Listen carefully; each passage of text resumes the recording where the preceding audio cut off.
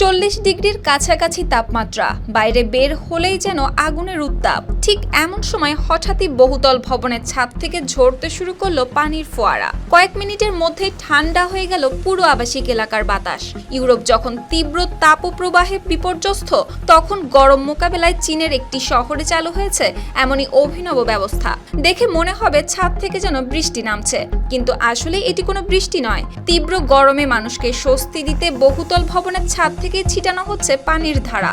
এখন সামাজিক যোগাযোগ মাধ্যমেও ব্যাপক প্রশংসা কুড়াচ্ছে চীনের এই অভিনব উদ্যোগ।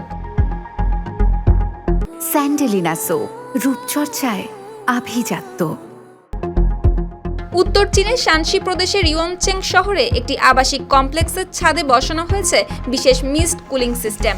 নির্দিষ্ট সময় হলে এই ব্যবস্থার মাধ্যমে ছাদ থেকে সূক্ষ্ম পানির কণা কুয়াশার মতো চারদিকে ছড়িয়ে দেওয়া হয়। এতে শুধু ভবনের ছাদই নয়, আশপাশের বাতাসও অনেকটা শীতল হয়ে আসে। তেমনি একটি ভবনের প্রপার্টিজ ম্যানেজার জানান, প্রতি শনি ও রোববার বিকেল 4:30টায় প্রায় 10 মিনিট এই ব্যবস্থা চালু রাখা হয়, যাতে গরম থেকে বাসিন্দাদের কিছুটা স্বস্তি দেওয়া যায়। আর স্থানীয়রা জানান, প্রথমবার এই দৃশ্য দেখে তিনি ভেবেছিলেন বৃষ্টি শুরু হয়েছে, পরে বুঝতে পারেন সব ভবনের ছাদ থেকেই পানির কুয়াশা ছিটানো হচ্ছে। এতে বাইরে যেখানে প্রচন্ড গরম, সেখানে আবাসিক এলাকার ভেতরে তাপমাত্রা 4 থেকে 5 ডিগ্রি সেলসিয়াস কম মনে হয়েছে।